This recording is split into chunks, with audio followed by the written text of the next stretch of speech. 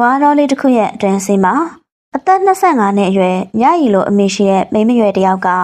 ဝယုံအခြေအားမြစ်စိုးပေါက်တွေကိုဓာတ်နဲ့တူးဆွချိုးဖဲနေတယ်။ညရီကအင်ပြားရောက်စီရဖြစ်ပြီးတော့ရွာနဲ့တတိုင်းမရှိတရှိကွာစီရနဲ့ဒီဝါတော်စီကိုရွာကန်မိန်းမဖော်တွေနဲ့လာရောက်ခဲ့တာဖြစ်ပြီးတော့သူမနဲ့တူလာတဲ့အဖော်တွေကတော့ဝယုံရဲ့တစ်ဖက်ထိပ်စီမှာသူမလိုပဲမြစ်စိုးတွေတူးဆွရဲနဲ့ရှိနေပါတယ်။ညရဲ့အနောက်ပါလေတိုးတန်လိုလိုတောတိုးတန်လိုလိုအတန်းကြောင့်ညရီကဖြတ်ခနဲလှည့်ကြည့်မိတယ်။ဒါပေမဲ့အနောက်စီမှာတော့ဘာမှမတွေ့ရ။တစ်ပင်ချုံငယ်လေးတွေတော့လှောက်ရှားချက်ရထားအောင်မြင်ရတယ်။လေတိုးတာတော့မဟုတ်ဘူး။အကောင်မလောင်တကောင်ကောင်များလားမသိဘူး။ညရီကနှုတ်ကနေအသာရေရွပြီးတော့ပဝင်းချင်ကိုတခဏအကဲခဲကြည့်နေတော့တယ်။အချိန်တော်တော်ကြာတဲ့အထိအကြောင်းကမထူး။အဲဒီတော့ညရီကလည်းမူလအတိုင်းပဲမြစ်စိုးပေါက်တွေကိုရှာဖွေပြီးတော့ချိုးဖဲ့နေလိုက်တယ်။အဲဒီချိန်မှာပဲညရီရဲ့အနောက်ပါအတန်ထပ်ပြီးတော့ထွက်ပေါ်လာတယ်။အဲဒီအတန်ကြောင့်ညရီလည်းဖြတ်ခနဲလှည့်ကြည့်လိုက်တယ်။ဘာကြီးလဲ။ညရီနှုတ်စီကအာမီလေးတစ်ခုကထွက်ပေါ်လာတယ်။သူမမြင်ရတာလေပွေလှိုင်းလိုအရာတစ်ခု။ဒါပေမဲ့အဲဒီလေပွေလှိုင်းကမြင်မှုနေကြလေပွေလှိုင်းနဲ့မတူ။တာမန်လေပွေလှိုင်းလိုပြန်ကားကြီးမှခြင်းလည်းမရှိ။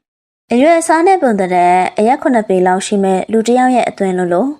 ဓမ္မမဟုတ်အဲ့ဒီအရွယ်အစားရှိမဲ့တရိတ်ဆန်တကောင်ရဲ့အသွင်လိုရှိတယ်။ဝယုံအောင်ရည်စီကရေစုံနေတဲ့ဝါရွက်ကြွေတွေကြာ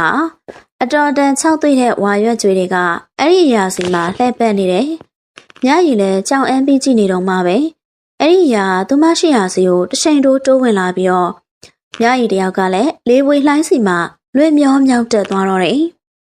ညရီရဲ့နှုတ်ကဟစ်အော်ပြီးတော့အကူကြီးတောင်းဖို့ကြိုးစားတယ်။ဒါပေမဲ့စကားသံတိုးတိတ်သွားတယ်။ညရီရဲ့ဝင်စားတွေကလေးဝေလှိုင်းကြောင့်လွင့်ငနဲ့ကြကြကုန်တယ်။ချက်ချင်းဆိုသလိုမိမွေးတိုင်းဖာမွေးတိုင်းအတိုင်းဖြစ်သွားတယ်။အဲဒီနောက်မှာတော့ညရီကလေးဝေလှိုင်းလိုအရာရဲ့ပြုတ်မှုဆက်ဆံမှုခံရတော့တယ်။အဲဒီနေ့ကညရီကိုသူမရဲ့အဖော်တွေကပြန်တွေ့တဲ့အချိန်မှာတော့ညရီကဝယုံလေးတစ်ခုရဲ့နဘေးစီမှာလာတော့လို့အဝတ်စားတွေဝတ်ပြီးတော့ပုံဟန်မပြတ်ခွေလေးတတိလေးလဲကြားနေတာကိုတွေ့ကြရတယ်။ညရီကိုလှမ်းနဲ့ပြန်ခေါ်ခဲ့ကြတယ်။ရွာပြန်ရောက်တော့စေဝါကုသပြီးတဲ့အချိန်မှာညရီကတာမန်ဘာမှမဖြစ်တယ်လို့ပဲခက်အေးနဲ့ပုံမှန်အတိုင်းရှိတယ်။အဲဒါကြောင့်ညရီတတိလေးနေရတဲ့ကိစ္စဒီတိုင်းသာပြီးဆုံးသွားတယ်။ဒါပေမဲ့ဒီတော့ကဘယ်သူမှမသိနိုင်တာကတော့လေးပွေလှိုင်းလိုအရာနဲ့ထိတွေ့ဆက်ဆံခဲ့မိတဲ့ညရီစီကိုအခြေပြုပြီးတော့အလွန်အမင်းဆိုးရွားတဲ့အဖြစ်အပျက်တွေဖြစ်လာလိမ့်မယ်ဆိုတာကိုပဲအဲ့ဒီအဖြစ်အပျက်အပြီး9လလောက်အကြာမှာတော့အင်းပြားရွာလေးကမြစ်အမောင်ရံစီမှာတိတ်ဆိတ်ငြိမ်သက်ပြီးတော့အိမ်မောကြနေတော့တယ်။အဲ့ဒီချိန်ရွာအလဲစီကအိမ်လေးမှရှိတဲ့လူသူကတော့မအိပ်ဆက်နိုင်သေးပဲရှိတယ်။အိမ်လေးအတွင်းစီကအခန်းထဲမှာတော့အသေးအတန်ဖြားနာနေပုံရတဲ့မိန်းမတစ်ယောက်ရှိပြီးတော့သူမရဲ့အနီးမှာအိမ်နီနာချင်းမိန်းမ3-4ယောက်လောက်ရှိတယ်။အဲ့ဒီတော့အပြင်ဘက်စီမှာတော့အတွင်းကနာဖျားနေတဲ့မိန်းမရဲ့ယောက်ျားဖြစ်တဲ့ငါတိုးတယောက်ကအလွန်အမင်းစိတ်ပူနေပုံရှိပြီးတော့ကနာမငိမ်ဟိုဒီလောက်ကန်ရခတ်နေပုံရတယ်။အဲ့ဒီချိန်မှာပဲအတွင်းခန်းစီရမိန်းမတယောက်ကအခန်းပြင်ကိုထွက်လာတယ်။ညရီအချိန်ရောမဆိုအပြင်ဘက်ကယောက်ျားမေးလိုက်တယ်။ကောင်းတော့ကောင်းတယ်။ဒါပေမဲ့သူ့ယောဂထူးဆန်းနေတယ်လို့ပဲ။ဘလို့တော့ထူးဆန်းနေရလဲမဆိုငါလည်းမပြောတတ်ဘူးထူးဆန်းတာတော့တကယ်ထူးဆန်းတယ်ဘလို့ပြောရမလဲတော့ငါလည်းမသိဘူးဘလို့လဲကျုပ်ကိုပြောပြစမ်းမအောင်ဗျာကျုပ်စိတ်ပူလွန်းလို့ပါသူ့ယောဂထူးဆန်းနေတဲ့ငတိုးရဲ့ဘလို့လဲဆိုတော့ဘိုက်ကြီးတာလိုမျိုးဖြစ်နေတာဟာငတိုးရဲ့ရင်ဘက်ကြီးတစ်ခုလုံးဟာကနေဖြစ်သွားသလိုအတွေးတွေကြောင့်ခေါင်းတွေလည်းချာလဲသွားတော့တယ်မဆိုသူ့ဘက်ကဘိုက်ကြီးတာလိုပူးမနေဘူးလေပြီးတော့ဘာလက္ခဏာမှလည်းမပြဘူးငါပြောတာအဲ့ဒီသဘောပြောတာမဟုတ်ဘူးနေမိမဖြစ်နေတဲ့ပုံစံအဲ့ဒါလို့ပြောချင်တာဘလို့မျိုးတော့မဆိုးရရှင်းရှင်းပြောပါဗျကျုပ်ကစိတ်မခိုင်ဘူးမဆိုးပြောတာကိုလည်းကျုပ်နားမလဲဘူးရဲ့ပြောပြမယ်ဒီလိုနေမိမပိုင်ချင်မှာတရေတဲသလိုအလုံးတစ်လုံးရှိနေတယ်ဟာအုပ်ရှစ်သီးလုံးလောက်ရှိမယ်ခလေးတော့မဟုတ်ဘူးဘာလို့လဲဆိုတော့အဲ့ဒီအလုံးကအထဲမှာဟိုပြေးတီပြေးနေအဲ့ဒါဘာဖြစ်နိုင်တယ်လဲငါလည်းမပြောတတ်ဘူးလေအကောင်ပလောင်နေများဝင်နေသလားမသိဘူးအကောင်ပလောင်ကတော့ဘလို့များဖြစ်နိုင်မှာလဲဗျာငါတို့တယောက်ကတွေးဆရင်နဲ့ရေရုံးမိတယ်ငါမှတ်မိသလောက်တော့မိမဟိုတခါတောထဲမှာမေ့လဲနေတော့ဖြစ်တာနေမှာပေါ့ မေ့လဲနေတော့ဟာငါတို့ကတန်ထက်ရရွပြီးတော့ခေါင်းကိုကုံလိုက်တယ်မဆိုးကအင်းလိုက်ဖြေတယ်ငါတို့ကဟုတ်များဟုတ်နေသလားပဲဒီလိုမှမဟုတ်ရင်တော့ရွာသူပြူစားတာပဲဖြစ်လိမ့်မယ်ဒါဆိုရင်တော့ရွာသူပြူစားတာပဲနေမှာပါဗျာငါတို့ကရေရွလိုက်တဲ့အဲ့ဒီအခိုက်မှာအတွင်းကန်းစီရမဆိုးရင်နွေမြဲယူလာခဲ့ပါဟဲ့တကယ်လည်းခိုင်းလိုက်တာကိုပေါ်မလာတော့လာပြီအမေမိုးလည်းသူတို့အင်ပြားရွာစီကလက်သက်ဖြစ်ပြီးတော့မိမယောဂတွေကိုနိုင်နေကုသတဲ့နေရာမှာအမေမိုးကိုပဲအားကိုးအားထားပြုရတယ်မဆိုးကရင်နွေးသွားယူတော့တယ်မဆိုးသွားယူနေတော့ငါတို့ကသူ့လက်အထဲစီကိုဝင်ဖို့ဆုံးဖြတ်ပြီးတော့မဆိုးရောက်လာတာနဲ့အတူလိုက်ဝင်တယ်ဟဲ့ငါတို့နင်ဝင်မလာနဲ့လေအိုးခလေးမွေးနေရမှာမဟုတ်တာအမေမိုးရဲ့ကျုံမိမကိုစိတ်ပူလို့ဗျာငါတို့ကမဖွဲမရရင်လှန်လုံးရင်လုံနေရတာရိုးသူမရှက်ပေမဲ့မြင်သူရှက်ရတယ်ဟဲ့ပြီးတော့နင်မိမဟာအထက်တက်လိုက်အောက်ဆင်းလိုက်နဲ့ဘယ်ပေါက်ကထွက်မလဲကိုမသိဘူးခုလဲအထက်ကိုပြန်တက်သွားပြန်ပြီအိုးလှန်လော့အမေမိုးရဲ့ကျုံမိမကိုစိတ်ပူလို့နေပြီအမေမိုးတို့လည်းလှုပ်ရှားရှိရလို့ကျုံလည်းပဲနေတတ်တယ်လို့နေမယ်အရင်နဲ့ငါတို့နဲ့အမေမိုးကအခြေတင်စကားများနေတယ်အမေမိုးဘလို့ပြောငါတို့ကမထွက်နောက်ဆုံးတော့တတိလေးလူဖြစ်နေပြီဖြစ်တဲ့ညရီစီကိုသာအာယုံဆိုင်ဖို့အမေမိုးကဆုံးဖြတ်ပြီးတော့ငါတို့ကဘာမှမပြောတော့မဆိုးရင်နွေးထဲမှာအဝတ်ကိုစိမ့်စမ်းဟုတ်ကဲ့အမေမိုးဒီကောင်ကအပူကြောက်ပုံရတယ်အထက်တက်လိုက်အောက်ဆင်လိုက်လုပ်ပြီးတော့အမေမိုးကိုပညာစမ်းနေတဲ့အကောင်တွေ့သေးတာပေါ့အမေမိုးကလည်းထောသားနဲ့ကြုံသွားလိုက်တယ်ရင်နွေးဘက်ရတဲ့အခါရှင်ကောင်းနေရာမှာစီးနှောင်လိုက်တယ်အဝတ်ပူစီးနှောင်လိုက်တာနဲ့ဝမ်းမိုက်အတွင်းစီကလှောက်ရှားနေတဲ့အလုံးကြီးကဝမ်းမိုက်အတွင်းမှာဟိုတီပြေးလွှားပြီးတော့ရှိနေတော့တယ်အမလီနားလိုက်တာနော်ကိုတို့ရဲ့ကျမနာလုံးလို့ကျမလက်ကိုစုပ်ကင်ပေးထားပါတော့အေးပါမြကြီးရဲ့ငါရှိရနော်ငါနဲ့လက်ကိုကင်ထားတယ်သိလားတင်းလေးကင်ထားပါတော့ရဲ့ငါတို့နဲ့မြကြီးတော့ကတယောက်ကိုတယောက်ပြောဆိုနေတဲ့အချိန်အောက်စီကအမေမိုးဥဆောင်တဲ့မိန်းမတွေကလည်းညရီဝမ်ပိုက်ထဲကပြေးလွှားနေတဲ့အလုံးကြီးနဲ့အသေးအတန်လုံးပန်းနေရတယ်။အောက်ကိုဆင်းနေပြီမိပုညီကအဲ့ဒီနေရာဖိထားမဆိုးညီကဒီဘက်မီနောကဟုတ်ဘက်အေးဟုတ်ပြီဆင်းနေပြီ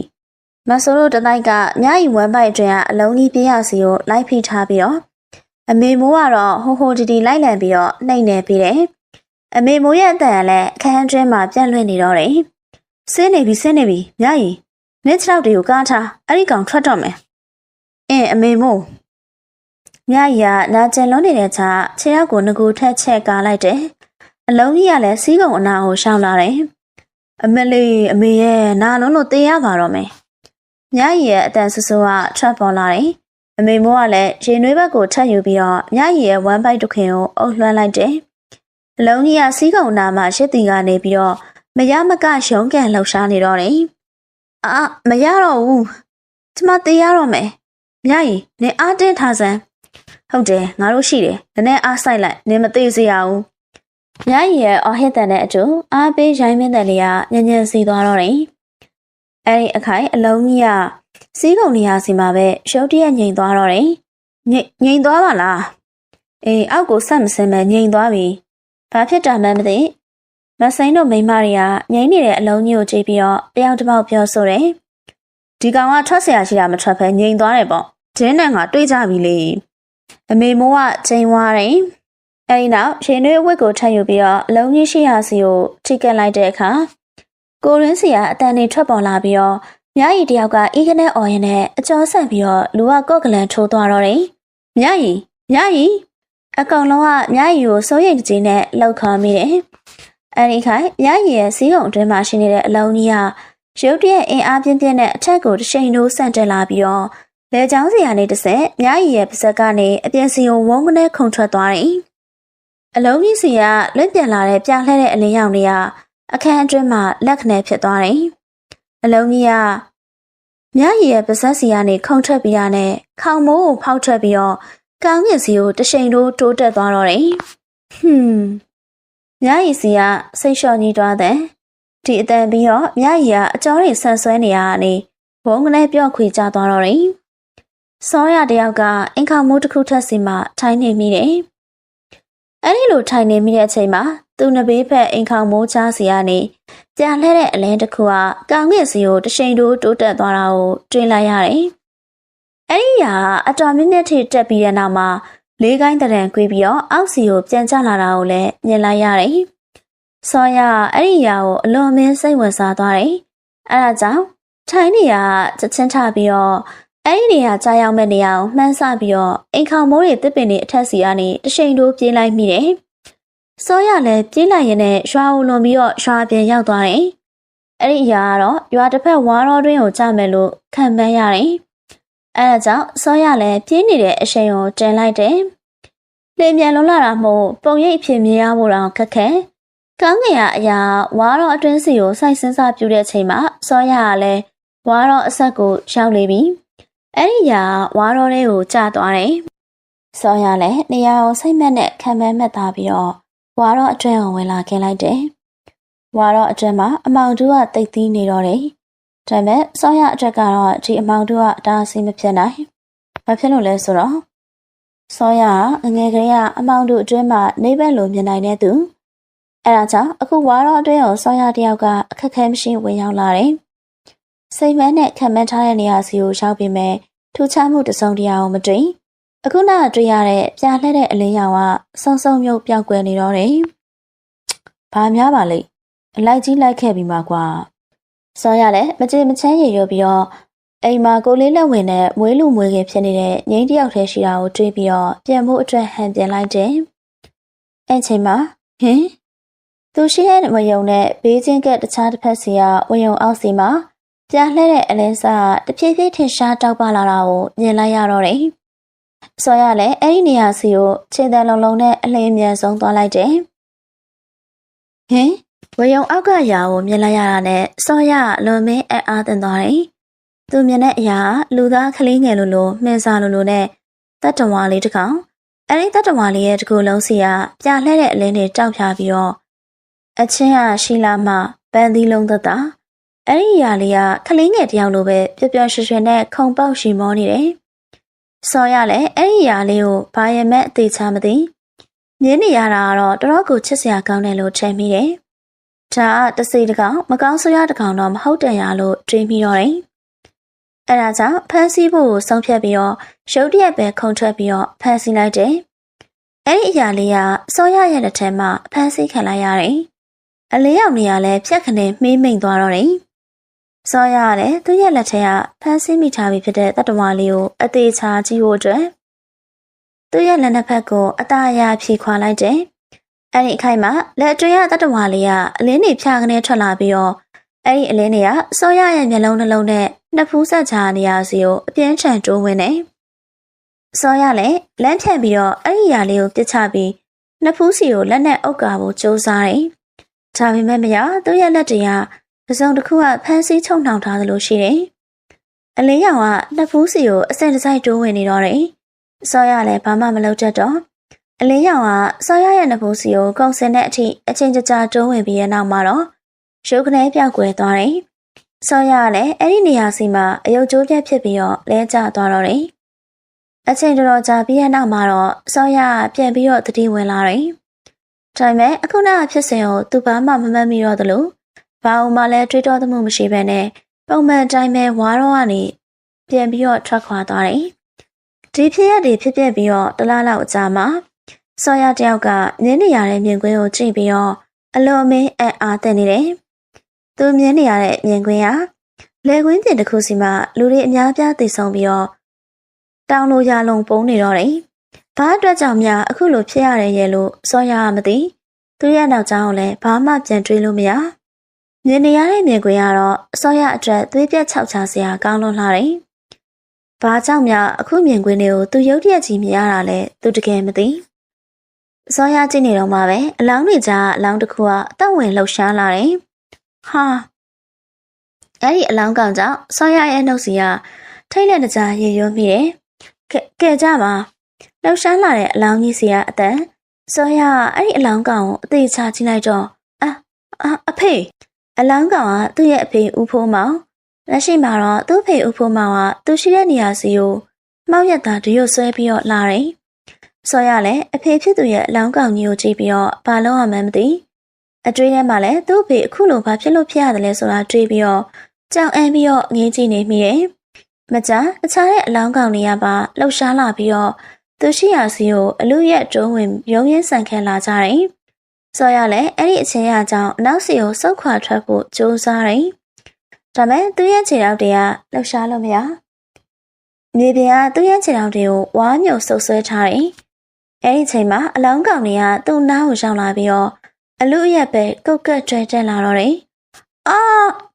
အကိုဘာဖြစ်တာလဲ။စောရရဲ့ဟစ်အော်တဲ့အတန်းကြောင့်နဘေးမှာအိတ်ဆက်နေတဲ့ငိမ့်ရလဲအလက်တကြားနိုးလာတယ်။ပြီးတော့မေးမြန်းတော့တယ်။ပြင်ပမှာမိုးတွေကတပွဲဝဲရွာသွန်းနေတယ်။စောရတကူလုံးစောချွေးတွေပြန်နေပြီးတော့မျက်ဝင်းတွေကလည်းထိတ်ပြနေဟန်အပြည့်နဲ့အနီးပတ်ဝန်းကျင်ကိုလိုက်ပြီးတော့ကြည့်ရှုတယ်။အကိုထိတ်လက်စရာတခုခုကိုအိမ်မက်မက်လို့လာရင်အကိုငိမ့်မေးနေရလေ။ငိမ့်ရပြူးကြောင်ကြောင်နဲ့အိတ်ချင်မို့လို့ဖြစ်နေတဲ့စောရကိုဆွဲကင်လှုပ်ရမ်းပြီးပြောမှစောရကလည်းအသိဝင်လာတော့တယ်။ငိမ့်အဖေရောအဖေအိမ်ရှိမှအိတ်တယ်လေကိုညာတော့ကအိတ်ကြတဲ့အချိန်ထိရှိနေစမ်းမို့ငိမ့်ရပြောလိုက်တယ်။စောရဘာမှမပြောအိမ်ရကနေချပြီးတော့အိမ်ရှိစီကိုကတော်ကမျောထွက်သွားတယ်။ငိမ့်ရတော့ကိုလေးလက်ဝင်နေမို့လို့ချက်ချင်းမလိုက်နိုင်မွေးလူဖွားငယ်မို့လို့မနှဲထပြီးတော့အိမ်ရှိစီကိုလိုက်ခဲ့ရတယ်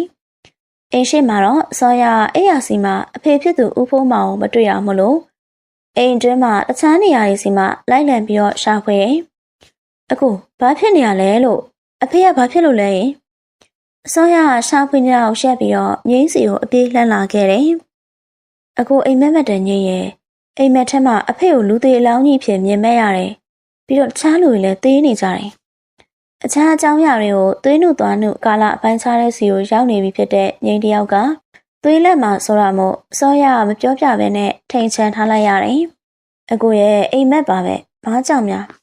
မဟုတ်ဘူးငိမ့်အိမ်မက်မှန်းတော့အကိုသိရဲ့ဒါမဲ့အဖေကိုတော့မြင်ချင်မိတယ်။ဒီညလဲဖုန်းကြီးเจ้าမှာပဲသွားအိတ်တယ်ထင်တယ်အကိုစောရရဲ့အဖေဦးဖိုးမောင်ကသူစိတ်ရှိရင်ရှိသလိုဖုန်းကြီးเจ้าစီမှာသွားပြီးတော့အိတ်ဆက်တတ်တယ်။စောရကလည်းငိမ့်ရဲ့အဖေကြောင့်လိုက်သွားတဲ့မသွားတဲ့ကိုချစ်ချိန်ပြီးနေတယ်။ကြောင်ငိမ့်ရရေးစားမိပြီးတော့ကဲပါအကိုရဲ့အဖေကဖုန်းကြီးเจ้าမှာအိတ်နေတာပဲဖြစ်မှာပါမကြခင်လဲမိုးလင်းတော့မှာမလားအဲ့ဒီကြမှာပဲလိုက်သွားပေါ့အင်းမငိမ့်ရဲ့မွေးလူဖွားငယ်ဖြစ်နေတဲ့ဇနီးဖြစ်သူအားငယ်မကိုစိုးရိမ်တဲ့အတွက်စောရကလည်းစိတ်လျှော့ပြီးတော့အိမ်လိုက်ကြတယ်အိမ်ရစီကိုလင်မယားနှစ်ယောက်အတူပြန်ဝင်ပြီးတော့အိတ်ဆက်ကြတယ်ငိမ့်ရတော့ချက်ချင်းပဲအိမ်ပြောသွားတယ်စောရကတော့တော်တော်နဲ့အိမ်မပြောအတွေးတွေထဲမှာဖခင်ဖြစ်သူရဲ့မျက်နှာကိုသာမြင်အောင်မြင်ရင်းနဲ့သူမက်ခဲ့ရတဲ့အိမ်မက်အပေါ်မှာအချိန်ချင်းပြန်တွေးနေတယ်။အဲ့ဒီအိမ်မက်ကသူ့အပေါ်နမိတ်ပြတဲ့အိမ်မက်မဟုတ်ပါစေနဲ့လို့လည်းအချိန်ချင်းဆူတောင်းနေမိတယ်။အခုလိုအတွေးလွန်သွားတာကြောင့်စောရစိတ်ထဲမှာနေမရတော့အဲဒါကြောင့်အိမ်ရစီကနေအသာလန်းထွက်ပြီးတော့အိမ်ပြင်ကိုထွက်သွားတယ်။တအောင်လောက်ကြာမှတော့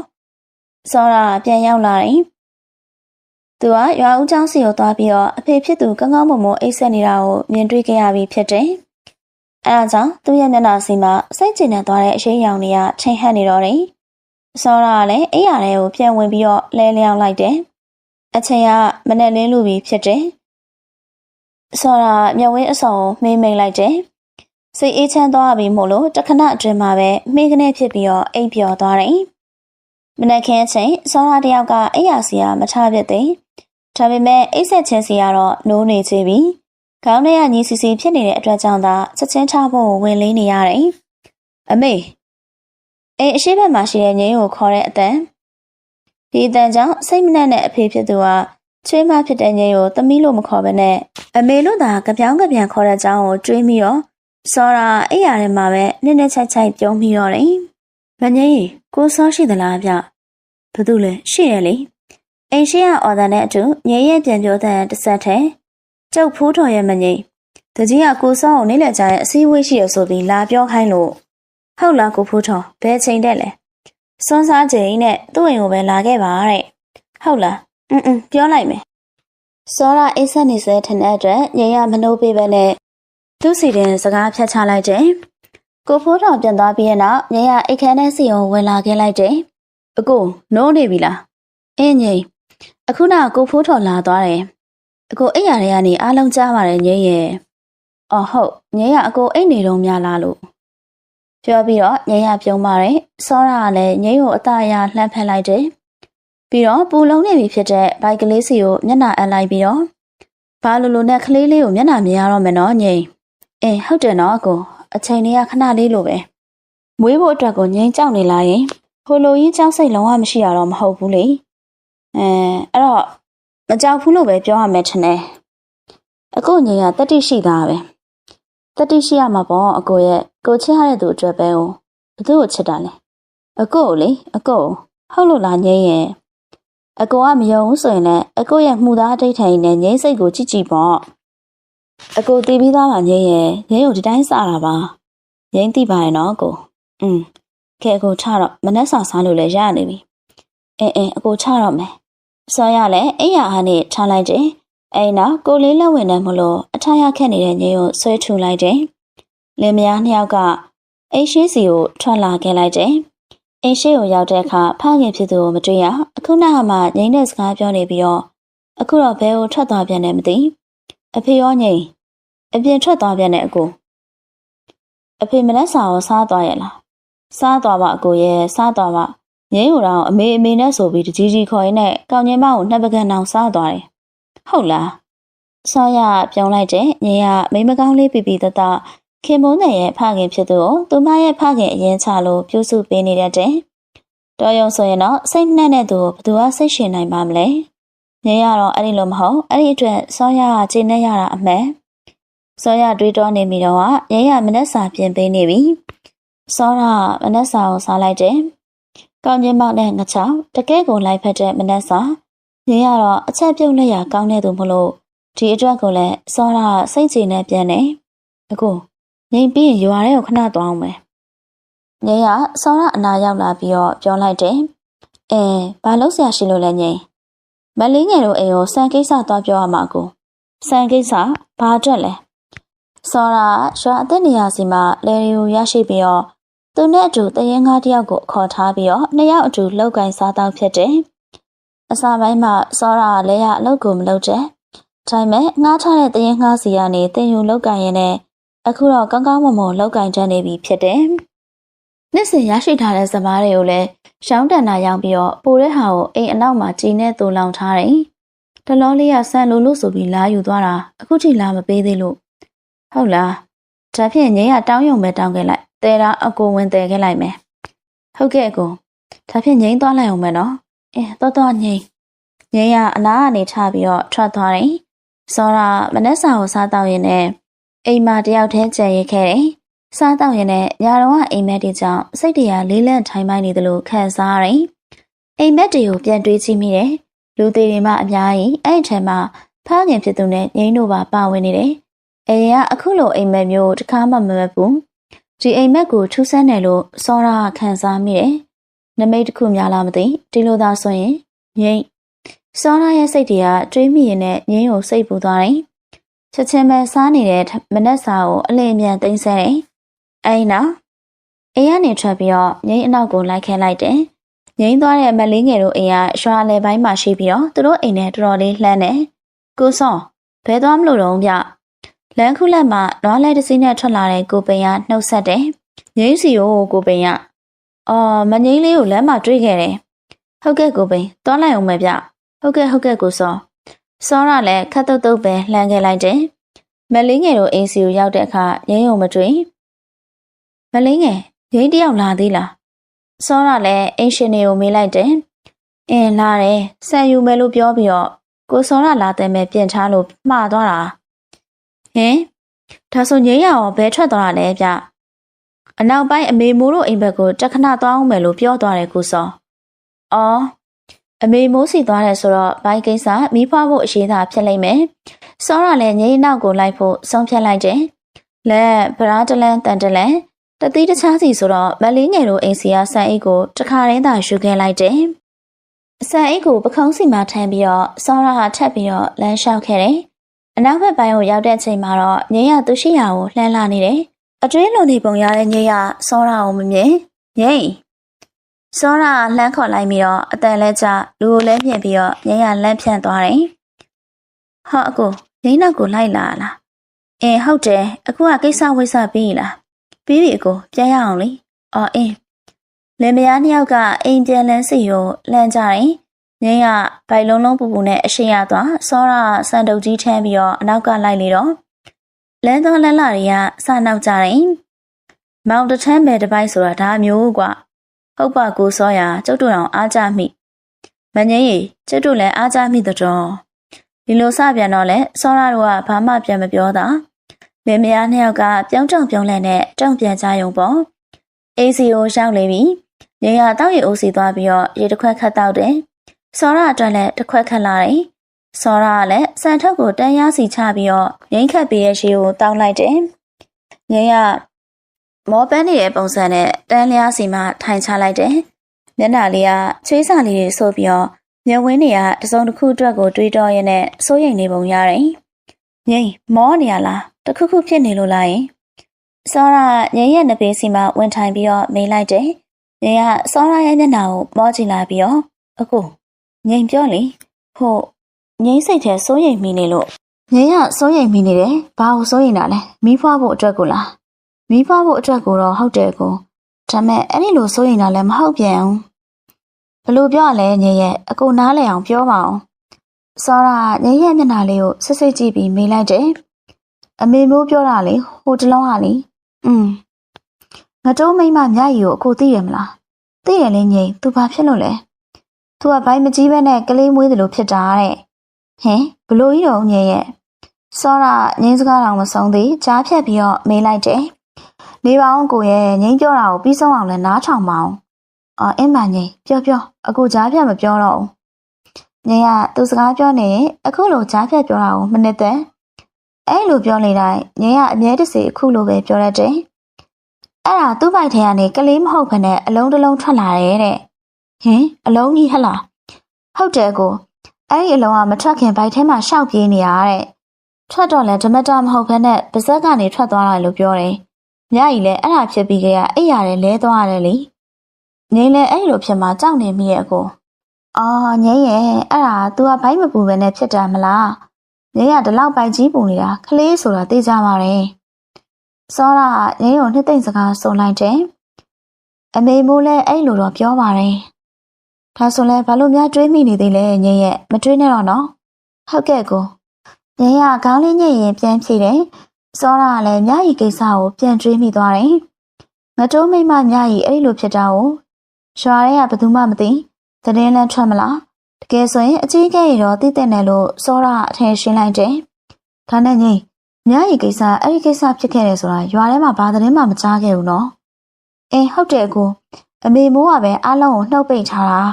အဲ့ဒီကိစ္စအောက်လန်းတို့ဆုံးတို့သိသွားရင်တရွာလုံးမျိုးပြုတ်လိမ့်မယ်ဆိုတာပြီးတော့အမေမိုးပြောရလဲဟုတ်နိုင်တယ်လေမြကြီးကတာမန်လိုမျိုးမဟုတ်ခနဲ့ဘာမှမသိတဲ့အလုံးကြီးကိုမွေးတာဆိုတော့ဒါမျိုးတွေကိုသာအောက်လန်းနေရစီရင်ကျူစားလိုက်ရင်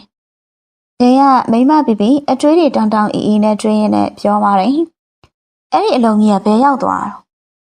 မြကြီးရဲ့ပါဇက်ထဲကနေထွက်ကြရမိုးပေါ်ကိုပြန်တက်သွားတာတဲ့အကိုရစောရအွန်လိုင်းရင်းသာနေလိုက်ရတယ်ငင်းပြောတဲ့အကြောင်းနဲ့သူဖြစ်ခဲ့ရတဲ့အဖြစ်အပျက်ကဆက်ဆက်နေုံနေမကတခုတည်းသောအဖြစ်အပျက်ဆိုတာကိုစောရကမတွေးမိငယ်ကလည်းသူသိသလောက်ကိုပြန်ပြီးပြောပြနေတယ်အကြောင်းအရာမှမူလဖြစ်ခဲ့သူတွေကထိန်ချန်တာရှိတာကြောင့်အဖြစ်အပျက်တစ်ခုကဆက်ဆက်ပြီးတော့တွေးနိုင်လောက်တဲ့အထိလည်းမဖြစ်တကယ်လို့သာဆက်ဆက်ပြီးတော့တွေးမိခဲ့ရင်တော့တစုံတရာထူးခြားမှအမှန်ငိမ့်အချိန်နောက်ကျနေပြီအကိုအစည်းအဝေးစီကိုသွားလိုက်အောင်မယ်ဟုတ်အကိုအဖေပြန်လာရင်ချော့ပြီးတော့ထမင်းကျွေးထားလိုက်အောင်တော့ငိမ့်စိတ်ချနော်ကိုအချိန်ကစွန်းစားချိန်ကိုရောက်လို့ပြီအစည်းအဝေးလောက်ရာစီကိုစောရခတ်တုတ်ပဲထွက်လာခဲ့တယ်။ကြီးအိတ်စီကိုရောက်လာတယ်။ရွာထဲကရမ်းမရက်ဖတွေနဲ့ယာယီမှုနှစ်ဦးတို့ကိုသာတွေးလိုက်ရတယ်။အစည်းအဝေးကတရွာလုံးကိုဖိတ်ခေါ်ခြင်းမဖြစ်တဲ့ဟုစောရတွေးလိုက်တယ်။ဟာကိုစောရောက်လာပြီလား။ဟုတ်ကဲ့ကြီး။စောရလည်းထိုင်ကုန်တစ်လုံးစီမှဝင်းထိုင်လိုက်တယ်။ဒါဆိုရင်တော့လူလဲစုံလောက်တလောက်ရှိပြီ။ဒီတော့အစည်းအဝေးကိုစလိုက်ကြစို့လား။ကောင်းပါပြီတကြီးကအစည်းအဝေးဖိတ်ခေါ်တဲ့အကြောင်းကိုစပြီးတော့ပြောတယ်။အားလုံးပဲအခုအစည်းအဝေးခေါ်တဲ့အကြောင်းကတော့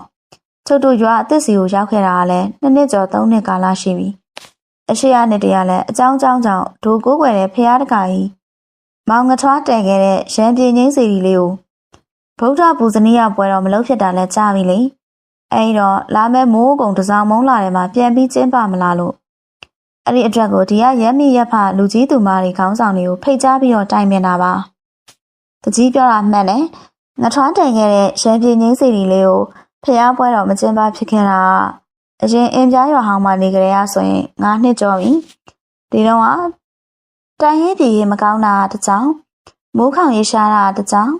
ဆယ်မြောင်းကြီးကိုတူးဖော်ခဲ့ရတာတကြောင်မလို့မလုံနိုင်ခဲ့တာဖြစ်တယ်နောက်ပိုင်းနှစ်မှာတော့ရွာပြက်ပြီးရနောက်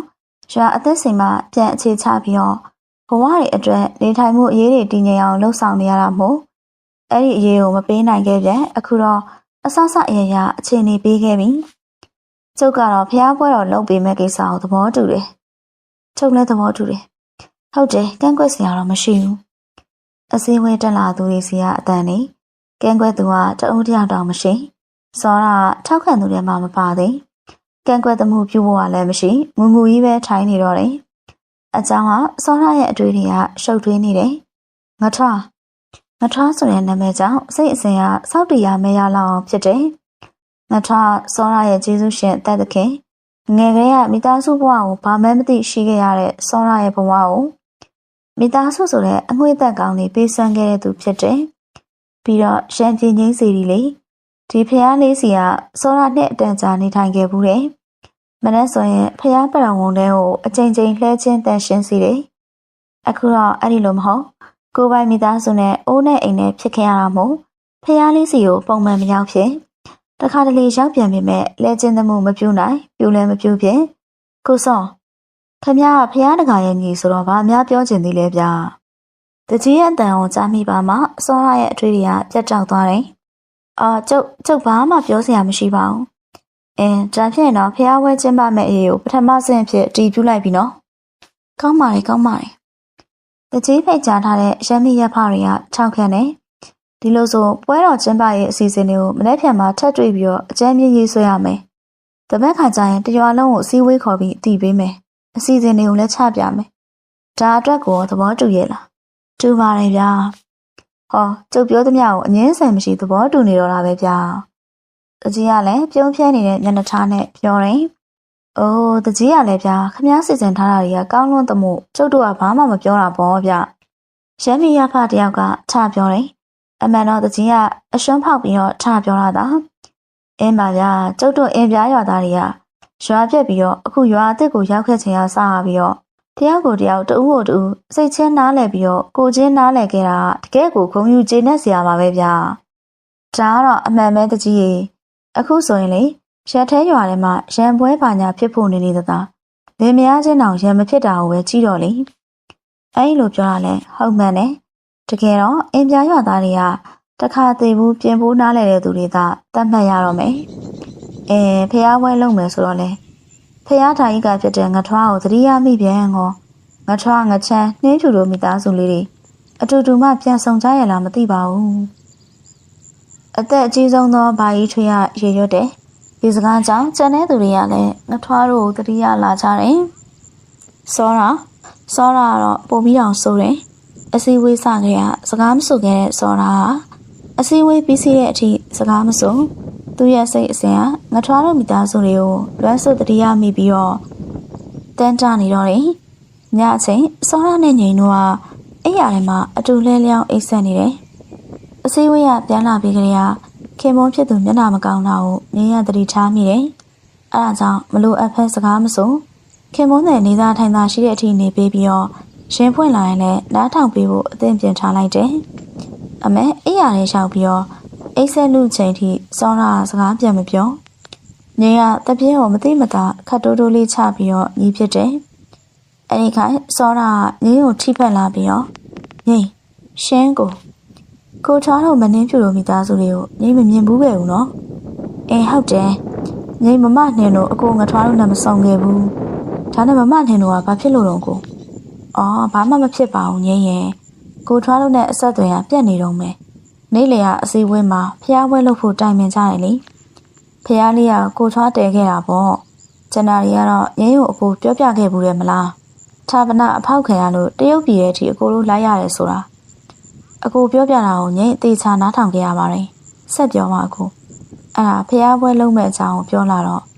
စိတ်ထဲမှာကိုထွားတို့ကိုတတိယစိတ်တရားစောက်တည်လို့မရအောင်ဖြစ်လာတာသူတို့ဘယ်စီကိုရောက်လဲတော့မသိဘူးကြားမိတဲ့သတင်းတွေအရမနှင်းဖြူကကိုထွားကိုစိတ်နာသွားခဲ့တယ်တဲ့ကိုထွားပြန်မလာခင်ရွာကနေလည်းထွက်သွားတယ်တဲ့ကိုထွားကလည်းတချို့သူတွေပြောတာမှာဖျားလေးစီမှာ10 ရက်လောက်လာနေသွားတယ်လို့ပြောတယ်နောက်တော့မိသားစုကိုပြန်ရှာမယ်ဆိုပြီးပျောက်သွားတယ်တဲ့အဲ့ဒီကလေးကအခုထိသတင်းတွေမရတော့ဘူးသူတို့တွေပြန်မဆုံရလားမသိပါဘူးငင်းရဲ့အခုစိတ်ထဲအဲ့ဒါတွေကိုတမျက်နေလုံးတွေးပြီးတော့မွန်းချက်နေမိတာနေလက်ကလေးကအကိုမျက်နှာမကောင်းဖြစ်နေအောင်ငိမ့်တတိထားမိပါတယ်အဲ့ဒါကြောင့်လည်းငိမ့်တိတ်တိတ်လေးနေပေးခဲ့တာအခုတော့အကိုပြောပြတာတွေကိုငိမ့်နားထောင်နေရလို့သိပါပြီငိမ့်ကိုပြောပြလိုက်တော့ရင်ထဲပေါ့သွားသလိုပဲအခုရင်ထဲပေါ့သွားရတယ်ဆိုတော့ငိမ့်ဝမ်းသာပါပါတယ်ကိုအခုငထွားနဲ့မမနေဖြူလို့လည်းပြန်ဆုံပါပါအဲ့ဒါကိုတော့ငိမ့်စိတ်ထဲကသိနေမိတယ်အခုဘာမှတွေးပူမနေနဲ့နော်ငိမ့်ပြောသလိုဖြစ်ပါစေလို့ဆူတောင်းမိပါတယ်ဆူတောင်းစရာမလိုပါဘူးကိုရဲ့စိတ်ထားကောင်းတဲ့သူတွေအတွက်ကောင်းမွန်သားလုံးတာတွေပြန်ပြီးရရှိမှာပါခဲကိုညင်လဲနဲ့တော့မယ်အကိုအိတ်တော့နော်ငိမ့်အကိုအိတ်မယ်စောရကလည်းငိမ့်ရဲ့လက်ကလေးကိုကင်ပြီးတော့မျက်ဝင်းတွေကိုမိတ်လိုက်တယ်အိတ်ဆက်မယ်လို့ဆုံးဖြတ်တဲ့အတွက်အတွင်းစိတ်တွေကလည်းခြုံငိမ့်သွားရလိမ့်ပြီဒီခါစောရရဲ့နားတဲ့စီကိုအိမ်ရှိကန်းစီကဖခင်ဖြစ်သူရဲ့အိမ်မောကြပြီးဟောက်နေတဲ့အတန်တိုးဝင်လာတယ်အဲ့ဒီအတန်ကလည်းစောရအတွက်စိတ်လုံခြုံမှုကိုပေးနေတဲ့အောင်ရှိတယ်စောရကလည်းအဲ့ဒီအတန်ကိုနားဆွရင်လည်းတဖြည်းဖြည်းအိတ်ဆက်ခြင်းစီကိုရောက်ရတော့တယ်ပရိသတ်များရှင်ကျမအခုတင်ဆက်ပေးခဲ့တာတော့စာရေးသူနောင်ရိုးစီရေးသားထားတဲ့နက်ခက်ရှင်စောရနဲ့အိမ်မက်ထရာအမြူတေဆိုတဲ့ဇာတ်လမ်းလေးရဲ့ပထမပိုင်းပဲဖြစ်ပါတယ်နားဆင်အားပေးခဲ့ကြတဲ့ပရိသတ်များအားလုံးကိုကျေးဇူးအထူးပဲတင်ရှိပါတယ်နောက်ထပ်တင်ဆက်ပေးမယ့်ဒုတိယပိုင်းကိုလည်းစောင့်မျှော်အားပေးနားဆင်ပေးပါ